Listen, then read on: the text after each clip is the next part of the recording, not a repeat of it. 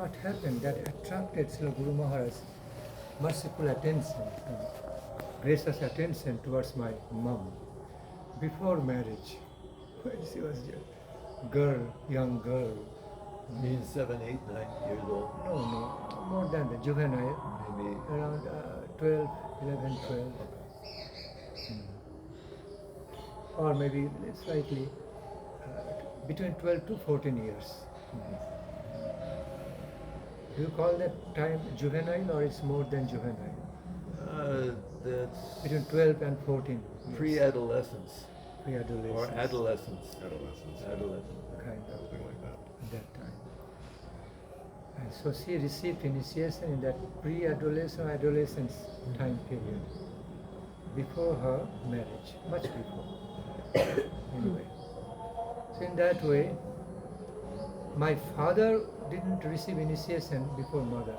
Coming in association with my mother, father also became devotee. Okay. Became devotee, disciple of Guru.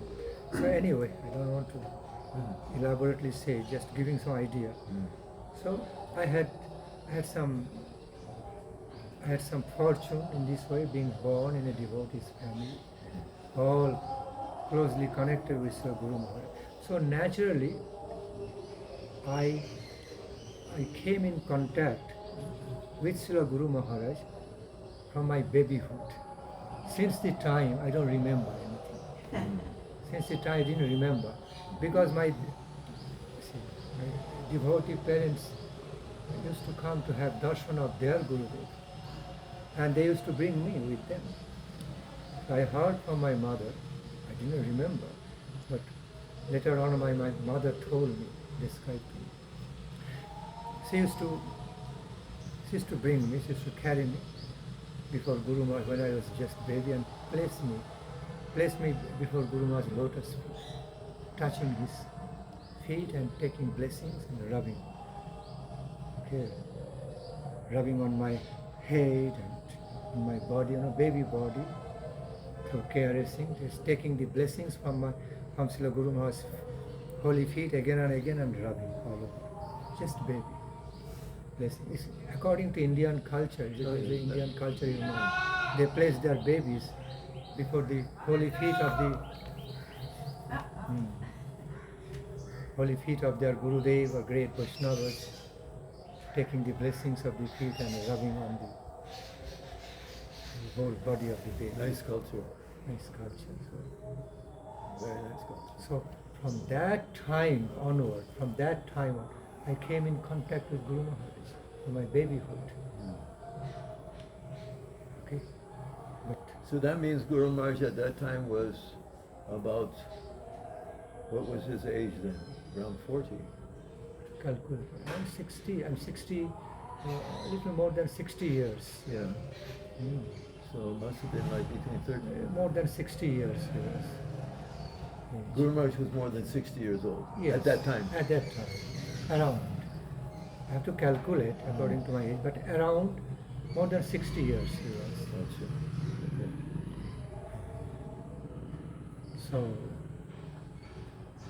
So that's how my relationship started. A beautiful relationship started with Srila Guru Maharaj, even unknown by me from my baby. Then I remember first, as far as I could remember, when I was around 3.5 years old, then I could start remembering playing with Guru Maharaj. He was this big, this tall. He was this. And I could, one of my plays with Guru Maharaj would be, I would be holding Guru Maharaj Uttariya, walking in front of him and chewing some part of his Uttariya. Okay, childlike way.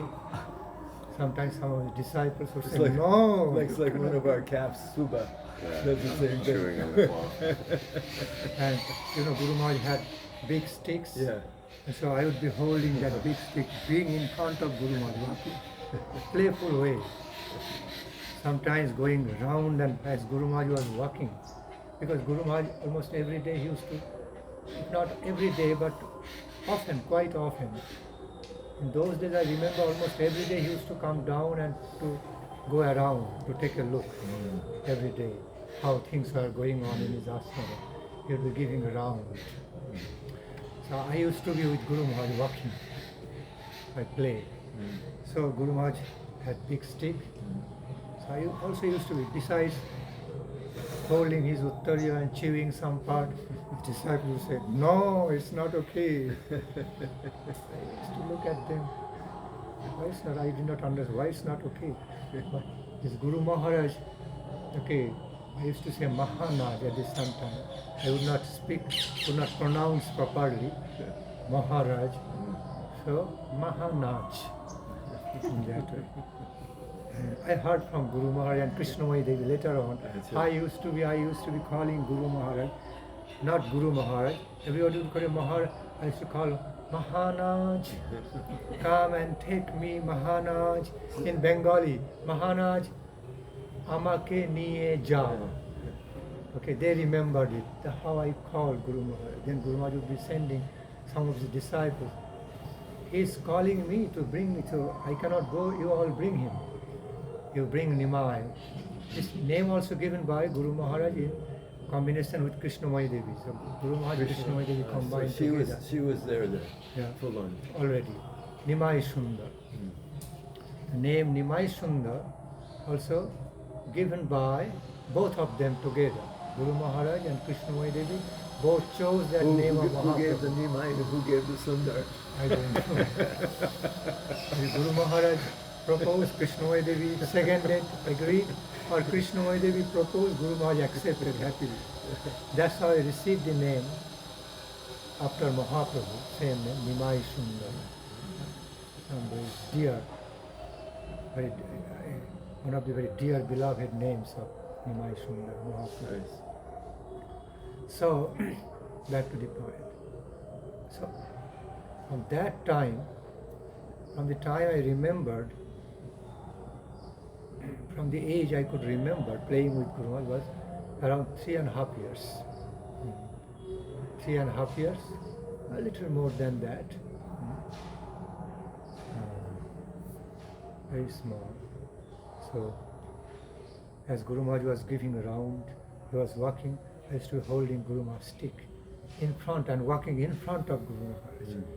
Sometimes he could not walk properly because I was in front holding the same stick, walking with him. Sometimes going round and round. As Guru Maharaj kept on walking, one of my plays was also going round, round. Guru Maharaj kept on walking. Because you are asking me about my childhood memory, of I course. will grieve out. These are very sweet memories, sweet loving memories. So Guru Maharaj continued walking in his own motion. So my play was round, Circumambulation. round. I was also walking forward, but round circle. It was one of my favorite plays with Guru and Guru Maharaj was enjoying it. Childlike. So my childlike plays. I remember once, still some part of Chaitanya Saraswat building was still under construction. And so on some parts of Chaitanya Saraswat Math, as Guru Maharaj was walking by, the stacks of sands for construction things. Because some part of Chaitanya Saraswat still being built under construction. So, some bricks and some sands, or stacking some part of Chaitanya Saraswat. As Guru Maharaj was passing by, one day so happened, he was walking by, followed by some of his disciples. In a playful mood, I just ran to this stack of these sands, pile of sands, and took one handful of sands and threw on Guru Maharaj. And his disciples following Guru Maharaj got mad at me. Looked at me with big eyes. No, you cannot do that. I did not understand that I was doing something wrong.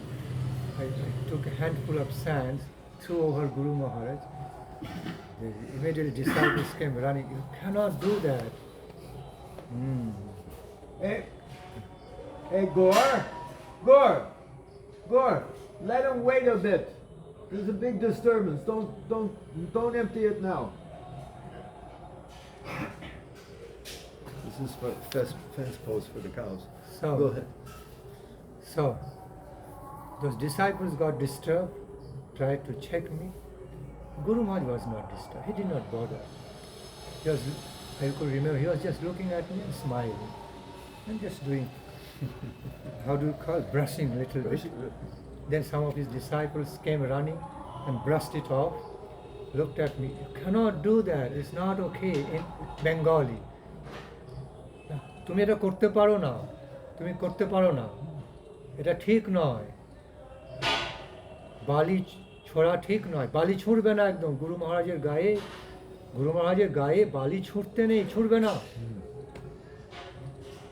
I could understand they became a bit angry with me, but I was looking up on the face of Guru Maharaj and eyes. I was very little. So tall. So when some of his disciples were chastising me, I could understand they are chastising me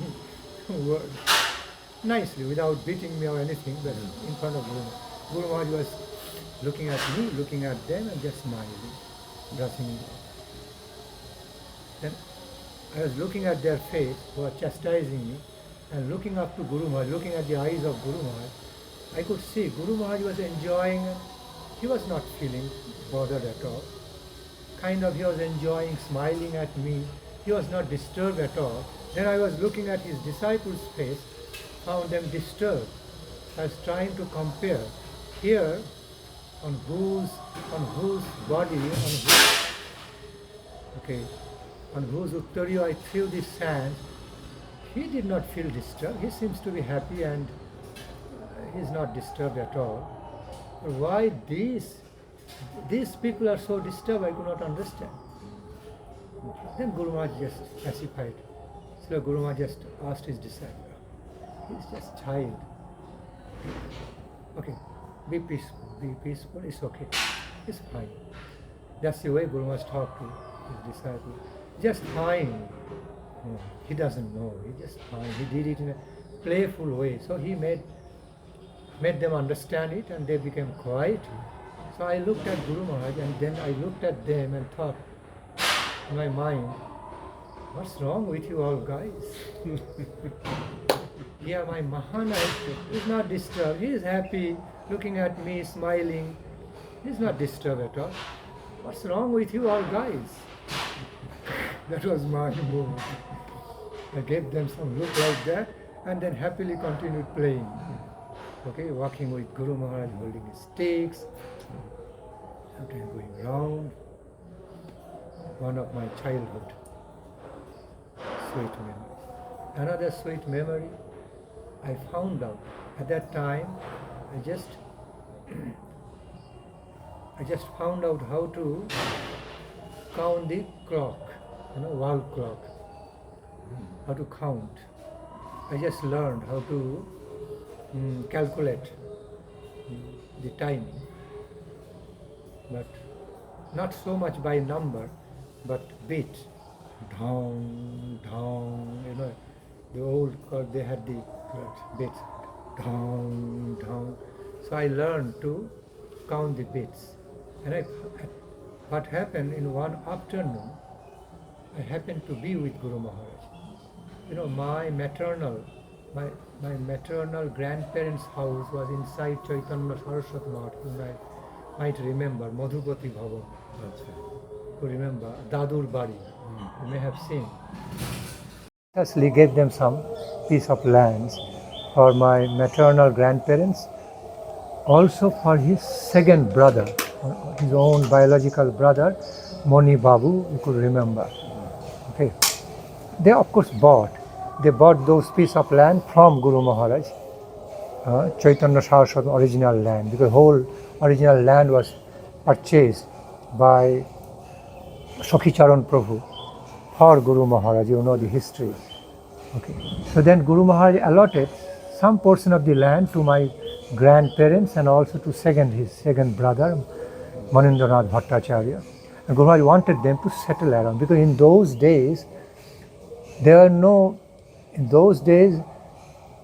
it was all like solitude. Guru Maharaj was almost in the midst of the forest, ashrama, and there was no devotees around the ashrama. They are living far, resident.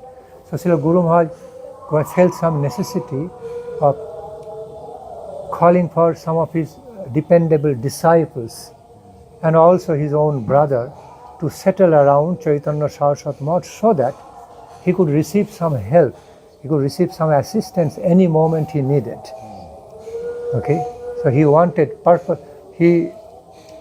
out of some necessity and out of his special affection for them, also out of missionary necessity for receiving assistance in the temple services and all, he wanted them to settle around. My maternal grandparents was one of those families. Got settled invited by, welcomed by Srila Guru Maharaj. But they bought that piece of land from Guru Maharaj. Also his second brother also got settled accordingly. Rama Didi also had a room, you could remember, on that side, Chaitanya Saraswat Math. He was also given a piece of land. So in that way, several of Guru Maharaj's disciples got settled for assisting their Gurudeva. That's how. So I already had my maternal grandparents' house there. So when my parents came, they naturally resided there, because in-law house. To my father is in-law house. To my mother is her own father's and mother's house. So naturally I also stayed with them. So sometimes I used to be coming to see Guru Maharaj in the afternoon time, running from there and climb up the stairs, go to the directly Bhajan Kuti afternoon time. One day it so happened, I was there with Srila Guru Maharaj around, it was 4 o'clock in the afternoon. Okay. And Srila Guru Maharaj was eating chana prasad. Freshly prepared chana curd from the fresh, happy cow's milk. Okay, very tasty, happy, healthy cow's milk of Chaitanya Saraswat Math. And that chana used to be prepared by Krishnamaya Devi or Rama Devi, sometimes Govinda Maharaj's mother, okay, with the fresh Gandharaj or lemon juice, right from the trees of Chaitanya Saraswat. Chaitanya Saraswat had many trees, Musambi, orange tree, Gandharaj, specific Gandharaj lemon, lime, very fragrant. You have it here. And they used to be breaking the milk, they used to be applying that Gandharaj juice on the milk, boiling milk, hot milk, and make the curd. So tasty. He is knowing that. So Guru Maharaj was eating that chana with little spreading somewhat brown sugar, chini, but it's not. That's brown sugar. It's not white. No. White sugar. You call that brown sugar? Not intoxicating brown sugar. Other. No. You know that. No. Mm-hmm. Brown sugar is more saffron color, Yes. reddish color. Yes, we have. Better than Yes. white polished, sugar. Guru Maharaj used to be taking that on chana. Then one day so happened, I was there, Guru Maharaj was sitting in the same easy chair where Srila Swami Prabhupada, Guru Maharaj sitting there having their conversation many times. Guru Maharaj was sitting in that easy chair and eating chana. I was just standing right next to Guru Maharaj, and Guru Maharaj could feel I was wanting some prasad. Guru Maharaj began to be giving prasad. He was eating chana, and time to time he was giving me some prasad. And once I tasted that chana, I became addicted to that. It was so delicious. So delicious. Okay. So I felt very attractive, intensely attractive to taste. So once Guru Maharaj gave, I ate it, very tasteful. I was wanting one more scoop. So Guru Maharaj could, I did not want directly, because I was letting Guru Maharaj eat, but Guru Maharaj could read my mind. Guru Maharaj could easily read my mind, I was wanting it more. Then Guru Maharaj again gave me more handful. I had little hand at the time. I was eating, enjoying like anything, you know. Then his disciples became busy to prepare more card amount. They could see that shareholder came now. Another shareholder came. So they had to go down running to prepare more, because now I was eating so much chana. Guru Maharaj was mercifully, affectionately giving me. They could not tell anything to their Guru, but he was affectionately giving me. So, and then right at that time, I already learned to count the bit, and I could hear Guru Maharaj, I could hear through by the wall clock inside Guru Maharaj's room. So you knew when it was going to happen. Exactly. So then it, right at that time, it bit down, down, down, down, 4 times. Okay, and I counted it. Then I knew every afternoon around this 4 o'clock, Guru Maharaj eats chana. So what happened, every day afternoon I used to be coming running, because my grandparents, my maternal grandparents' house also had this similar type of wall clock. As soon as it bit 4 times, I knew. I used to be coming running and go up to see Guru Maharaj. Number one, very much attracted by Srila Guru Maharaj's gracious, affectionate association, because I considered Guru Maharaj as my beloved friend. You know, in a childish or childlike way, you know. I did not understand he was big guru figure, big acharya those days. But he became my intimate friend, beloved friend. The way Guru Maharaj he was also relating with me playfully, in a childlike way. Guru Maharaj knew how to relate to a small child, young child. Very affectionately, he was relating to me in a playful way. So my first attraction was to be with my beloved friend. And now, in addition, second great attraction was eating that delicious chana prasad from Srila Guru Maharaj. Both combined. So I could remember during my stay there, I would never miss. Hardly I missed in the afternoon to go up running, be with Guru Maharaj and eat chana prasad together. Then what happened, Guru Maharaj's disciples, Krishnamaya Devi, Rama Didi, they made that chana, amount of chana, twice, thrice. We had a lot of milk from the cows, so plenty of milk. But they made the amount of chana for Guru Maharaj 3 times more, knowing that I am there. And Guru Maharaj used to be very happy. Sometimes if one day I was missing, Guru Maharaj would be calling me. So much affection. Guru Maharaj would be, as if Guru Maharaj was also missing my presence. So Guru Maharaj would be calling me, calling out, call Nimai, why he is not coming on time.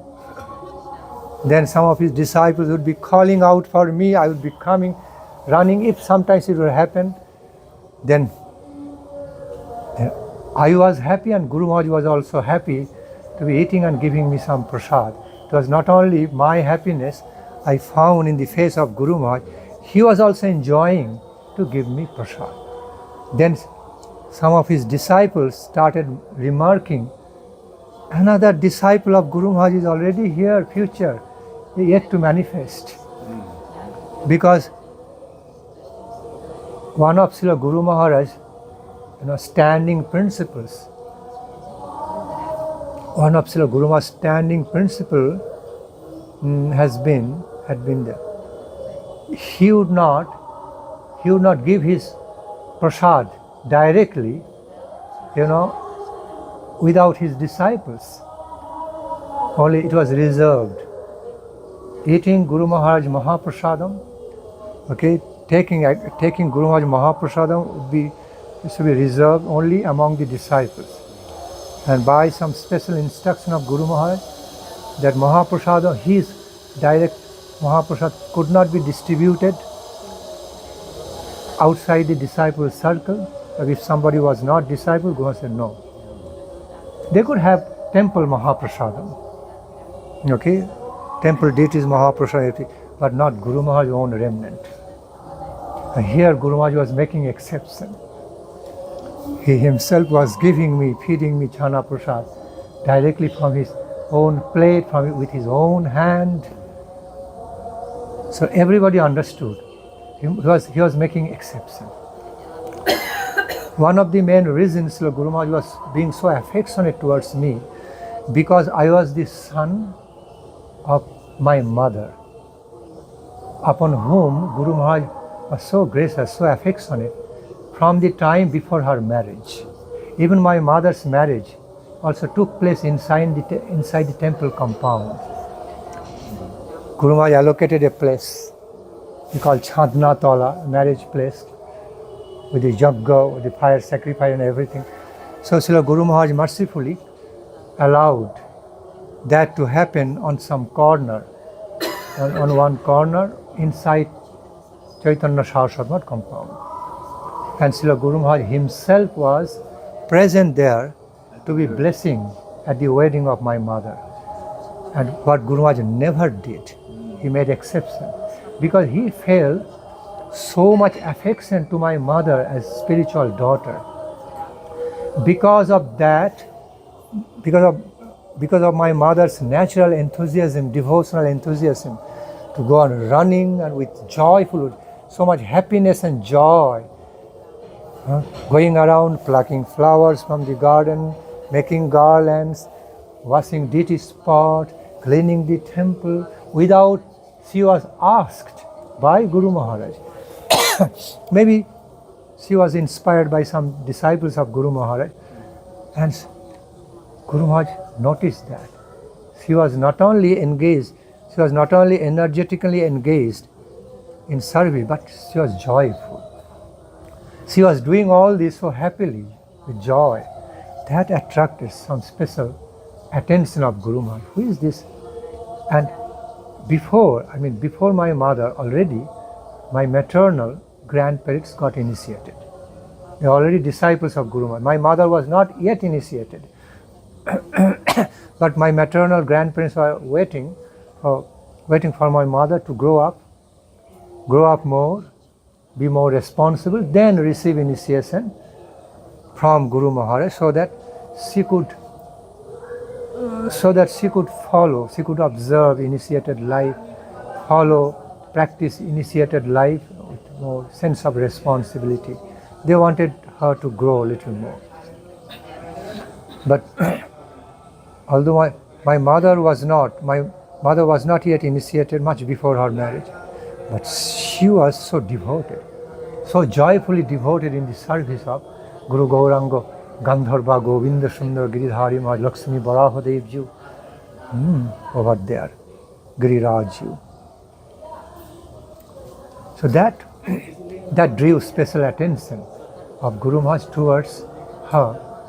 And Guru Maharaj knew already she was the daughter of his own disciples. So that was some flow of mercy flowed in that way. And moreover, upon seeing her joyful enthusiasm to engage in the daily service, and she would be doing daily during her living with the parents in the same parents' house. So now back to the point. Then at some point, Guru Maharaj qualified. So Guru Maharaj considered my mother qualified to receive initiation from him. So she received at some point by some special encouragement or inspiration from Guru Maharaj. She just got initiation. She was blessed with both initiations. At the same time? No, not at the same time. But she received both initiations before her marriage. Before her marriage. Maybe should be 1 year gap. Between 1 or 2 years gap. What age was she when she had? My mother got married by 18, when she was 18 years. Maybe when she was 16, she got married. First initiation when she was around 14 years, or even before that, could be around 13 years old, first Harinam initiation. Then second Gayatri initiation around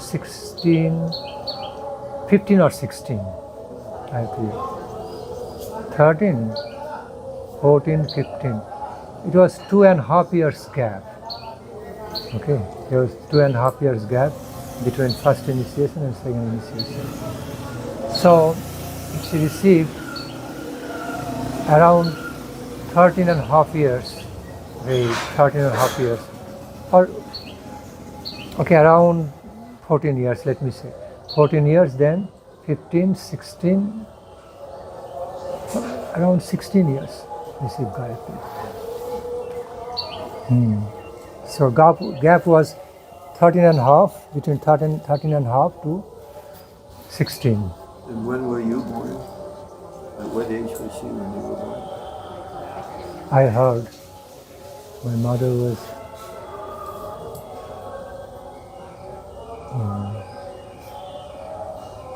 early 18, when my mother was early 18 years old. Early, she got married. At the last portion of the 17 years, she got married. And I was born around 18.5 years, within 1.5 years. So when she was about 19? So 19 and a half. 19 and a half. You see, that was, that time, the girls were getting married earlier and having Giving their birth to children also earlier. It was good for, that was considered to healthy ways. Natural.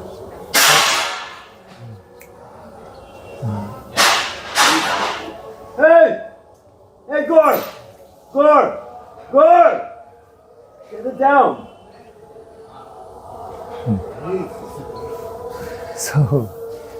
So back to the point. So Srila Guru Maharaj also felt a special gracious affection for me because I was the child. I was the eldest child of that mother. See? So some grace and great affection flowed through that relationship. Not through my father's relation, through my mother's relationship. Because Guru Maharaj felt some special affection for my mother like a spiritual daughter from the beginning. And I was the child of that mother. And my mother was also very closely related to Krishnamaya Devi. She was servitor to Guru Maharaj, also Krishnamaya Devi. Later on, Jannava Devi came. But much before her, she used to be, my mother used to be taking care of Krishnamaya Devi because already she was in the old age, every day attending her as her personal attendant, servitor, Krishnamaya Devi. And often she would also be engaged in serving Srila Guru Maharaj, sometimes bringing some mustard oil, rubbing Guru Maharaj lotus feet, mustard oil, and bringing water for Srila Guru Maharaj. And so following Krishnamaya Devi's examples, also others engaged. Besides Krishnamaya Devi, my mother, others also, other male disciples of Guru Maharaj, also engaged in serving Srila Guru Maharaj. But all, so the way we serve Guru Maharaj all together, okay, no much demarcation, like the male disciples, female disciples, who are male disciples of Guru, female disciples, they all all get some chances to offer some services to Srila Guru Maharaj.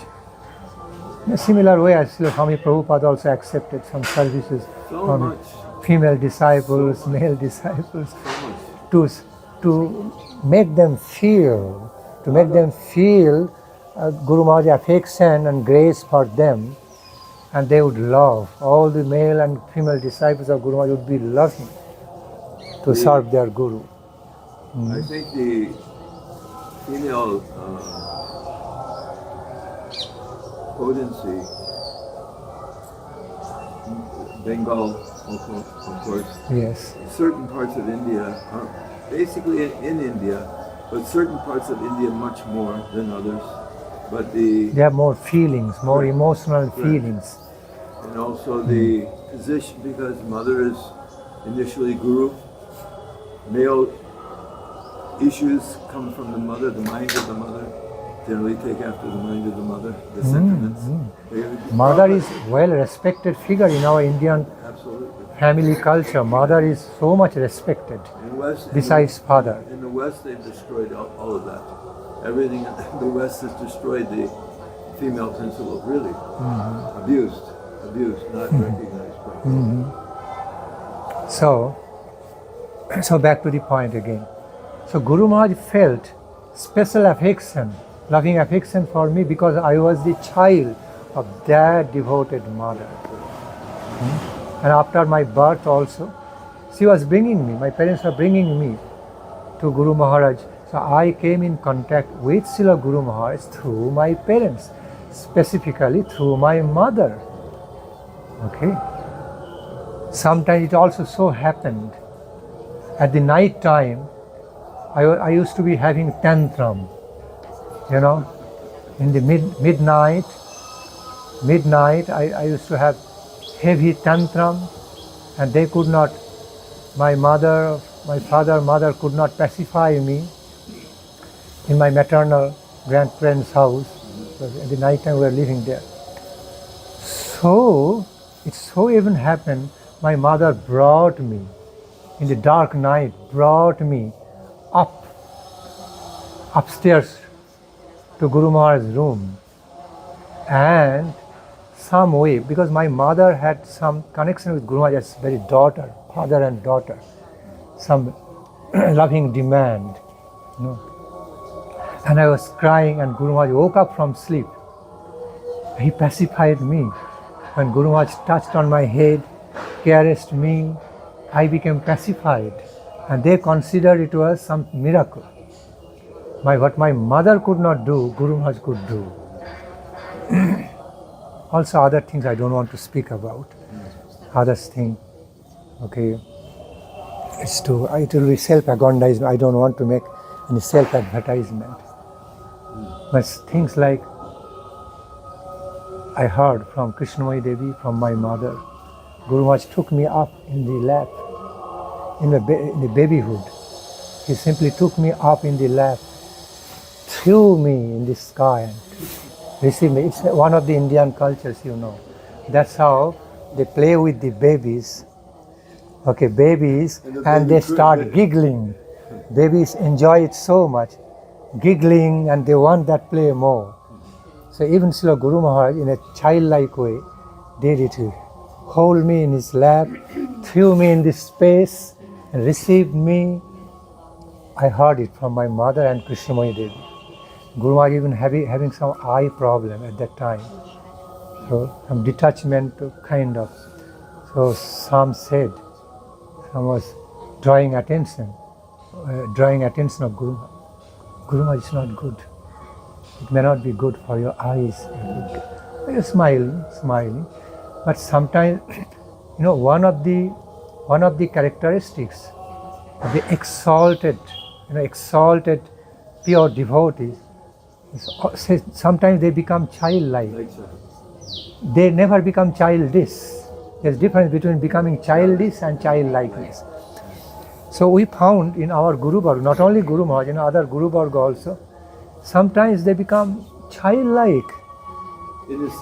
Innocent, big, very big, exalted personality, full of wisdom. heavy Acharya. So we found the same Acharya became childlike, relating to some small child, affectionate way, in a childlike way, playing with the child. Just one of our godbrothers, Parvat Maharaj, just left this morning. Parvat Maharaj, Guru Maharaj had given permission for him to get sannyas, right? You are mentioning to me on the phone, Right. yes. He just left his body this morning in Govardhan. So where's the... That Gora Maharaj will tell me. Maybe we should go there and change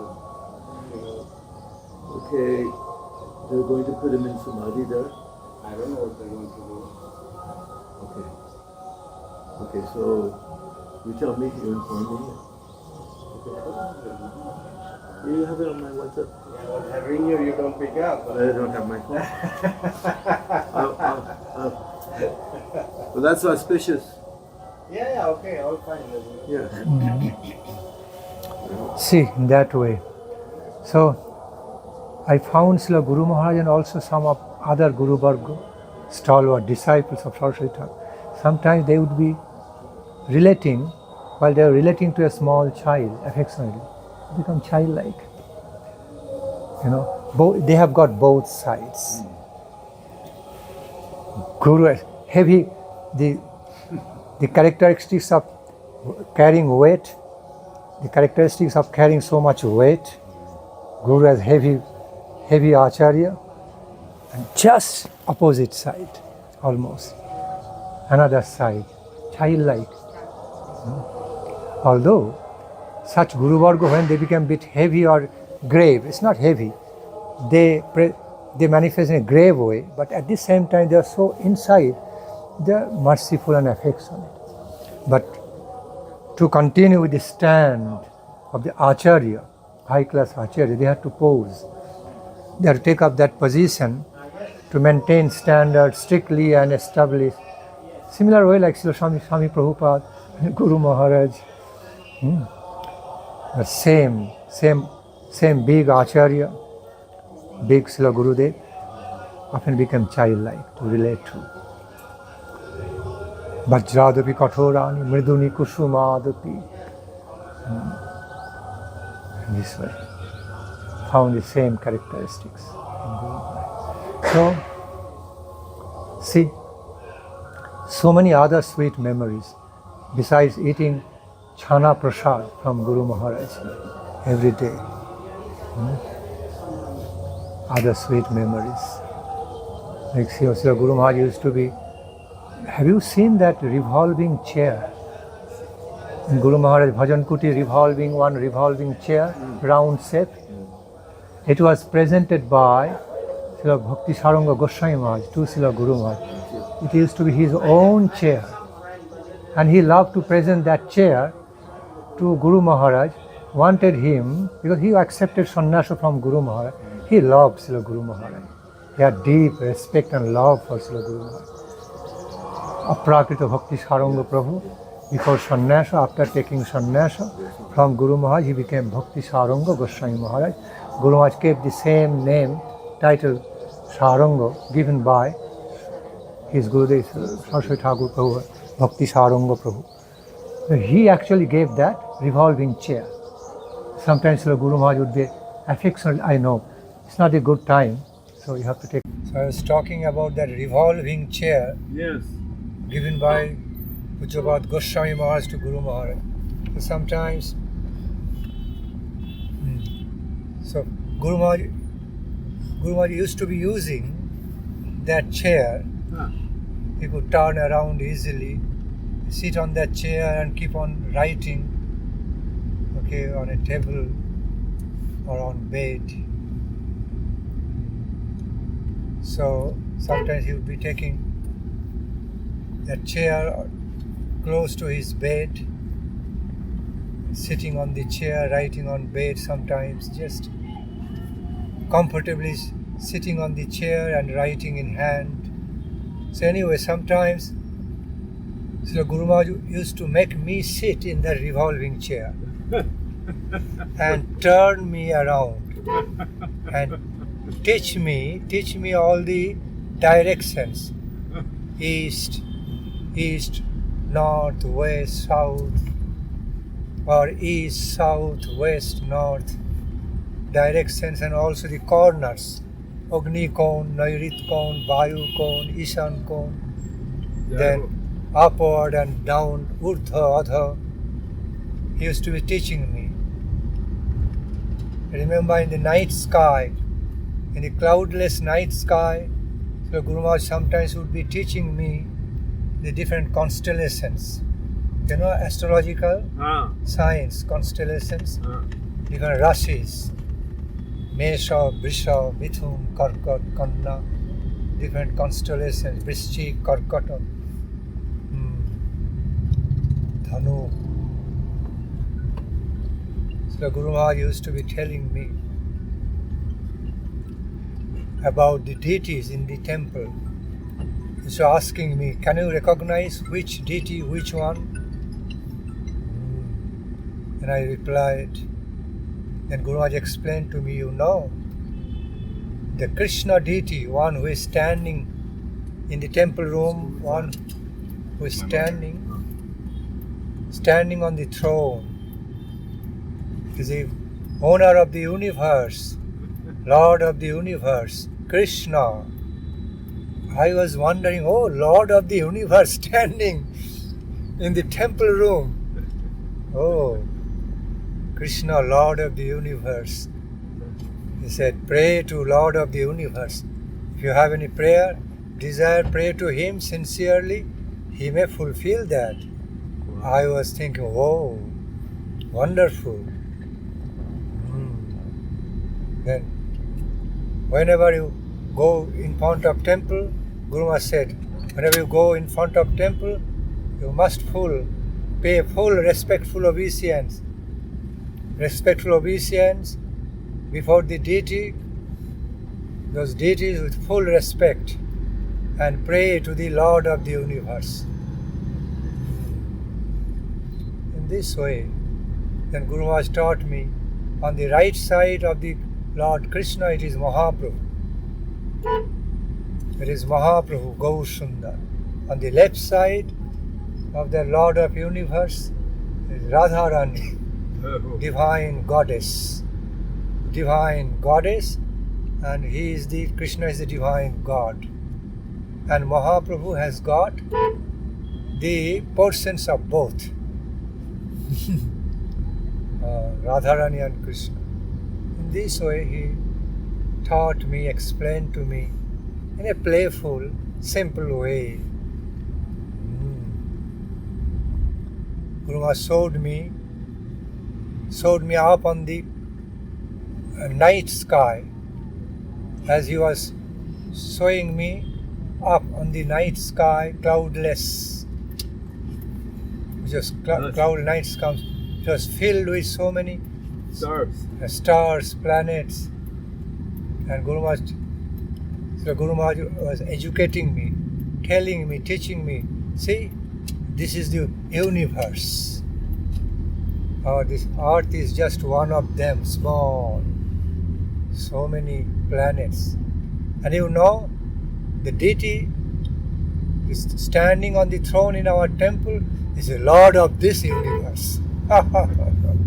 Showing me towards the sky, night sky. Oh. Pointing towards Govinda Sundara.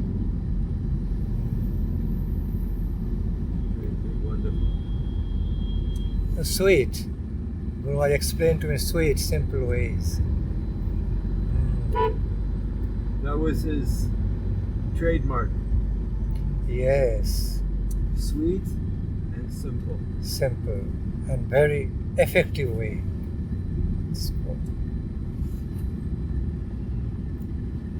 Sweet and simple.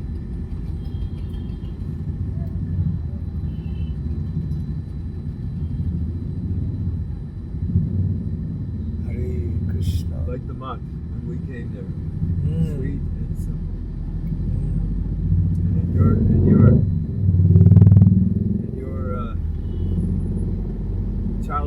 pastimes was even sweeter and more simple. Yes. No other children there that you played with?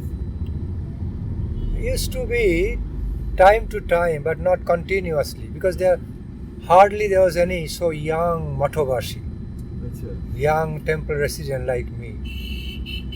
So Guru Maharaj brought me, officially Guru Maharaj brought me from my parents' house in Bardwan, same village, Bamunpara, where Govinda Maharaj also born and brought up. So when I was around 11 years old, Guru Maharaj officially brought me from parents' house, and from then, that time onward, I continued staying at the mount permanently. After 11. After 11. Not after, at the 11 years old. I think when I came there, you were about 17, 18. Right. That was much later. I already joined much earlier. Yeah. And officially I joined in the first part of 1971. Officially. Officially, permanently I started staying. That's just when I came to Srila Prabhupada. Oh, 71. I see. See, you are joining on the other end. I was joining here, you are joining on the other end. Permanent. But I came in contact with Guru Maharaj many times. Many times before that, Yes. before officially becoming permanent temple resident.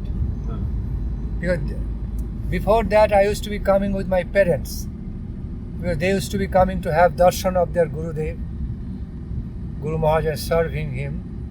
And then whenever they would come, they would be staying for one month or couple of months in maternal grandparents' house. Okay, adjacent to main Chaitanya Saraswat mall. So I used to be coming with them, and then I used to go back with them in Bardwan, in the parents' house. But after, at the age of 11 years, when I came, 1971, then from that time onward, I just stayed permanently. I became the youngest permanent mott resident. It's called an M&M, mott member.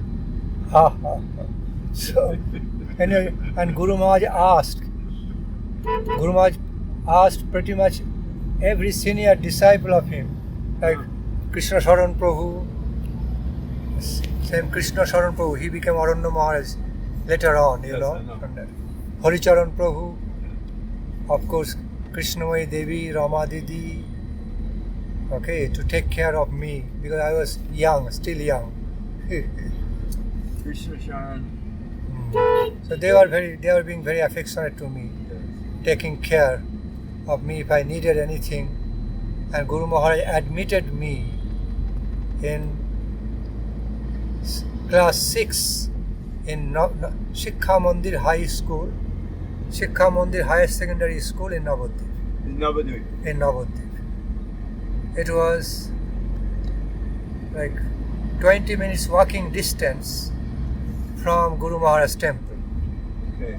That school was situated around 20 minutes walking distance. So Srila Guru Maharaj admitted me. I completed 5th standard, class 5 in Bardwan district. Then as Guru Maharaj brought me, he wanted me to continue my social education for some future utility, some positive utility. So he got me admitted in class 6. So I completed my higher secondary education in Shiksha Mandir. Thereafter Vidyasagar College. When you came to Chaitanya Saraswat, You were going there. yes, I was still I was college student. I was still studying in college. How about Mukundamala Bilas? I did not hear anything. He's in Mexico. He teaches in the university. Okay, he's teaching in the university. He got married Oh, so he's... No, he was married. He got married a long time back. Maybe Because 20, 30 years ago. Because I could remember both of you together when you came first. Correct. Navadip Dham. You are staying. That week, when I came, there was Gurutama, Okay. right? And this Mukundamala. Mukundamala Vilas, yourself all staying in that blue house Correct. together. And Akshay Nandan Maharaj was already there, Okay. right? And he was staying in the blue house also, Okay. right? So Guru Maharaj put us there initially. Right. Because there was no much better arrangement, comfortable Right. arrangement of accommodation inside the temple during that time. No, Right. it was.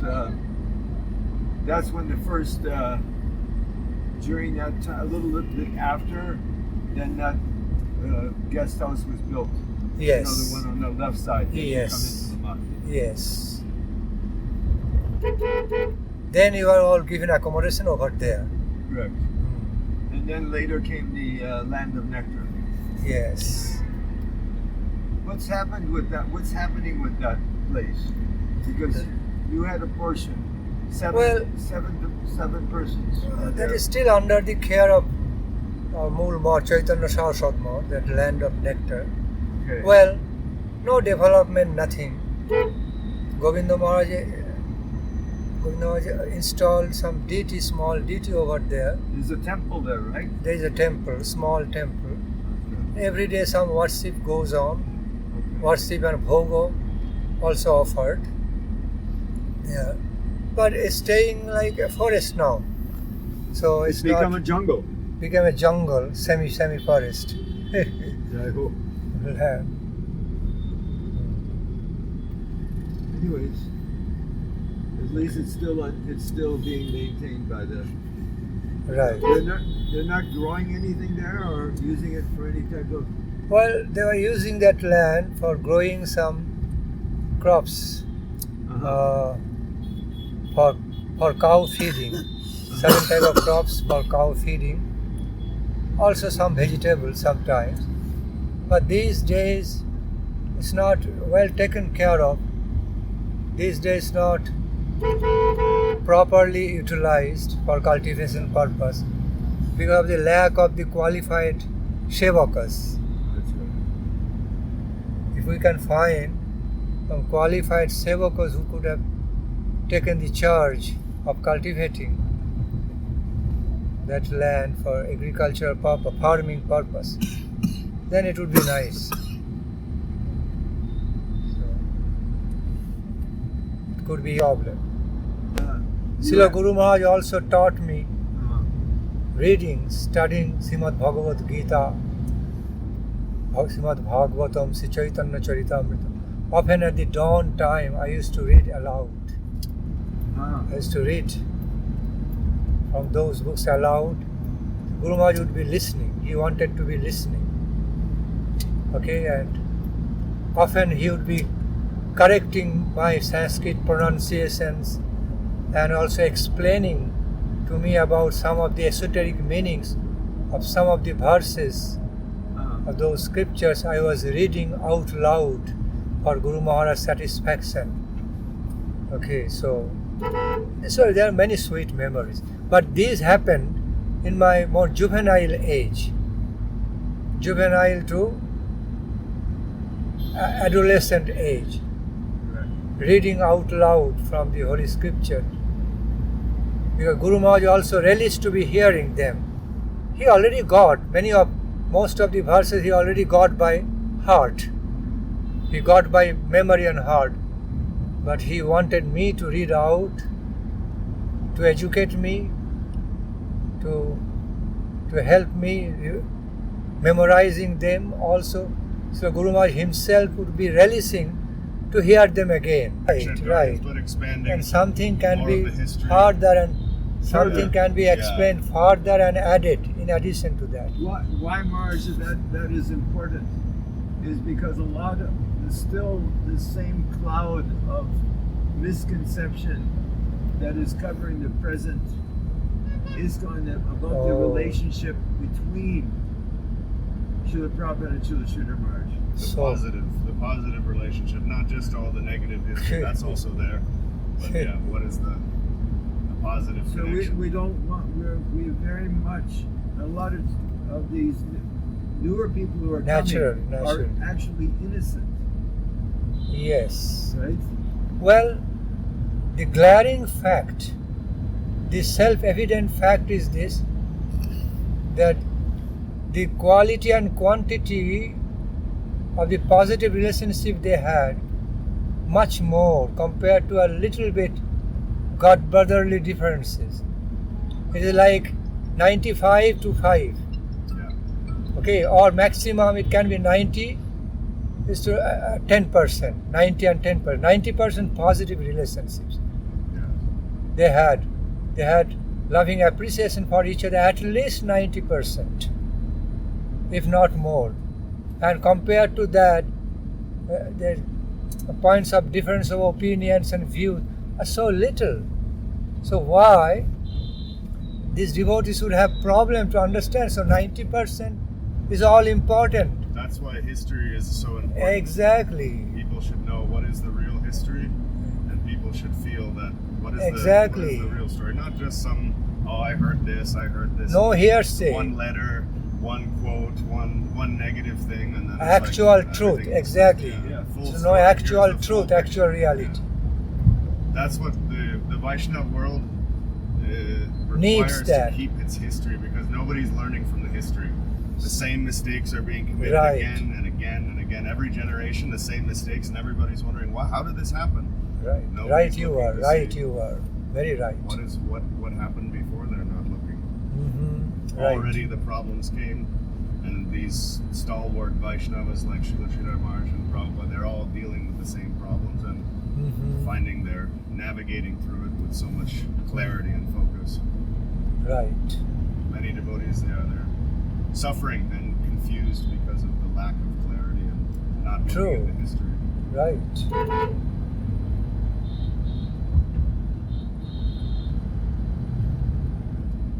So some extra clarification required.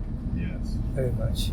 Very much. And of course, in the deeper side, that divine relationship with Srila Prabhupada and Srila Sridhar Maharaj. Of course. Not common. Right. Very special. That's very special. That's an eternal relationship. Yes. That's Leela. Right. It's like what Guru Maharaj said about dancing. Right. You know, when one is spontaneously dancing, you know, under the guidance of Guru.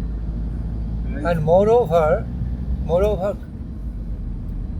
at the last portion of Srila Swami Prabhupada's manifest presence, so he clarified, with glorious Vaishnava humility, he pointed out to everybody not to be continuing. The war is over. War is over, not to be continuing Yeah. any negative move towards his God brothers. And he himself clarified at the last portion of his lifetime, out of glorious Vaishnava humility. And he became so much more glorious and much more respected, by that way. He harmonized. Ultimately, he solved everything and harmonized. Yeah. And that was his last wish. All his sincere disciples must be following his last will, must be honoring. This is the last order of the last general. order, exactly. You must follow that. To fulfill, to keep him happy, fulfill his desire. So that is the very last valid point. Everybody should understand. He did not simply speak those only for himself, but he also expressed in that way towards his disciples, to be following in that mood, not to, that war is over, not to continue, not to continue in a negative way. But Maharaj, the more direct manifestation of that was, if you're having any difficulty, consult with my dear godbrother Sridhar Maharaj. Sridhar Maharaj. Exactly. Siddhanta and Vaishnava etiquette. Exactly. These 2 points. Very, very valid, most So, prominent points. And that point, meaning coming to Srila Guru Maharaj and understanding who was who and how to deal. It was Yes. his shiksha, his instruction, his behavior that we were to learn from Yes. in relationship to his godbrothers, which were Prabhupada's godbrothers. Definitely. Right? Definitely. So that also, so many things, because of that, we have been able to sort of like Okay. Sure. position ourselves in Yes. such a way as and associate with persons who are healthy for our Right. association and growth.